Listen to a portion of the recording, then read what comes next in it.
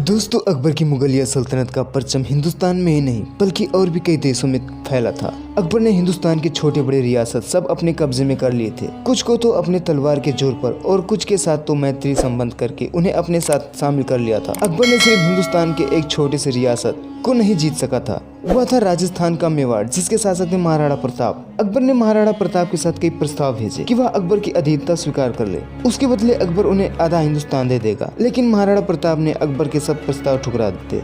महाराणा प्रताप बहुत ही बहादुर थे। वो राणा सांगा के पौत्र थे, जिनका सामना खानवा के मैदान में बाबर के साथ हुआ था, और अकबर भी बाबर का पोता था, जो बहुत ही काबिल और बहादुर बादशाह था। महाराणा प्रताप का जन्म 6 मई 1540 ईस्वी को चित्तौड़ के कुंभलगढ़ किले में हुआ। महाराणा प्रताप के पिता का नाम उदय सिंह था और माता का नाम जयवंताबाई। पहले बेटे के जन्म के बाद उदय सिंह और जयवंताबाई विमुख हो गए। वह अपनी सबसे छोटी रानी धीर भाई भटियाड़ी को सबसे ज्यादा पसंद करते थे, लिहाजा आगे चलकर उन्होंने प्रताप के बजाय धीर भाई के बेटे जगमाल सिंह को अपना उत्तराधिकारी घोषित कर दिया। हालांकि महाराणा प्रताप के कौशल को देखते हुए अधिकतर सिसोदिया सुल्तान ने उन्हें ही गद्दी के योग्य मानते थे।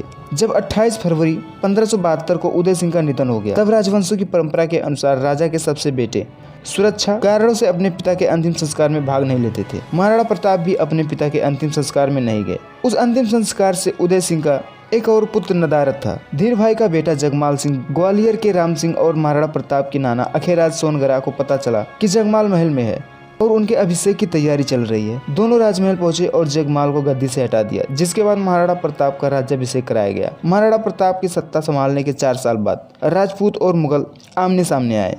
उस समय मेवाड़ गुजरात का एक प्रमुख बंदरगाह हुआ करता था, जहाँ विदेशों से कच्चा माल इंपोर्ट और एक्सपोर्ट किए जाते थे। लेकिन वहाँ तो राणा प्रताप का कब्जा था और मेवाड़ अकबर के लिए जीतना बहुत ही आवश्यक था। अकबर ने राणा प्रताप के पास संदेश भिजवाए कि वह मेवाड़ को अकबर को सौंप दे, उसके बदले अकबर उन्हें आधा हिंदुस्तान दे देंगे। लेकिन प्रताप ने इसे साफ इनकार कर दिया। आखिरकार 18 जून 1576 को दोनों सेनाएं हल्दी घाटी के मैदान में आ पहुंची। हल्दी घाटी राजस्थान के 2 पहाड़ियों के बीच एक पतली सी घाटी है, जिसकी मिट्टी हल्दी जैसे रंग के कारण इसे हल्दी घाटी कहा जाता है। मेवाड़ के इस जंग में महाराणा प्रताप और अकबर की सेना से मान सिंह नेतृत्व कर रहे थे। क्योंकि मान सिंह एक राजपूत थे, इसलिए वह भली भांति उस इलाके से परिचित थे। हल्दी घाटी असल में एक दर्रा था, अरावली पर्वत श्रृंखला से गुजरने वाला दर्रा, जो राजस्थान में उदयपुर से करीब 40 किलोमीटर की दूरी पर है। अकबर के सहयोगी मित्र अकबरनामा के लेखक अबू फजल का कहना है कि हल्दी घाटी की लड़ाई हल्दी घाटी में नहीं बल्कि खमनौर मैदान में लड़ी गई थी। दोस्तों, इसी बात को महाराणा प्रताप के चारण कवि रामा सांधो झोलराम महाराणा प्रताप सिंह जीरा में लिखते हैं। दरअसल हल्दी घाटी राजस्थान की 2 पहाड़ियों के बीच एक पतली घाटी है और फौज में महाराणा प्रताप की सेना अकबर की सेना के मुकाबले कम थी। इस स्थिति को देखते हुए महाराणा प्रताप ने एक योजना बनाई, जैसे कि हॉलीवुड मूवी 300 मूवी में कैसे राजा लियोनाइडस अपने 300 सैनिकों के साथ 1 लाख फौज से लड़ता है। पतली सी जगह में दुश्मन एक एक करके अंदर आता है और मारा जाता है। यही योजना का प्रयोग करके महाराणा प्रताप ने मुगल सैनिकों पर करना चाहा। लेकिन दोस्तों, मैंने पहले भी कहा कि अकबर की सेना का नेतृत्व मान सिंह कर रहा था, जो उस इलाके के चप्पे चप्पे से वाकिफ था। मान सिंह ने सब्र से काम लिया और घाटी के अंदर नहीं गया। कुछ समय सब्र करने के बाद राणा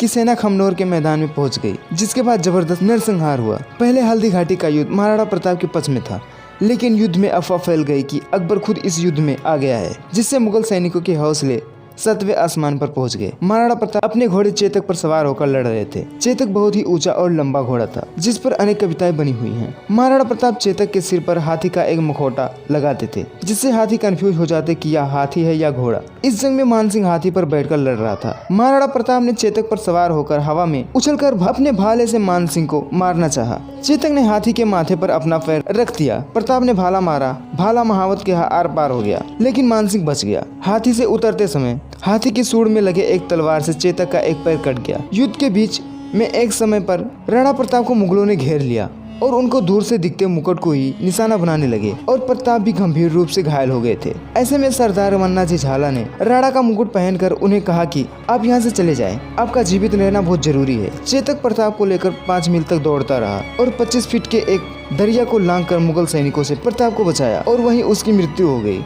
इधर मन्ना झाला ने राणा की मुकुट पहने हुए कुछ देर तक लड़ता रहा, फिर वह भी मारे गए और मुगल यह हल्दी घाटी का जंग जीत गए। हल्दी घाटी के इस जंग के बाद मुगल सैनिकों ने गोगुंदा के किले पर अपना कब्जा कर लिया। दोस्तों आज की इस वीडियो में बस इतना ही। अगले एपिसोड में हम बात करेंगे कि कैसे महाराणा प्रताप दर दर भटकते रहे और जंगलों में जीवन व्यतीत करने के बाद पुनः मेवाड़ को वापस किया। दोस्तों अगर आपको यह वीडियो पसंद आई हो तो हमारे इस चैनल को एक सब्सक्राइब कर दीजिए और वीडियो को एक लाइक कर अपने दोस्तों के साथ शेयर।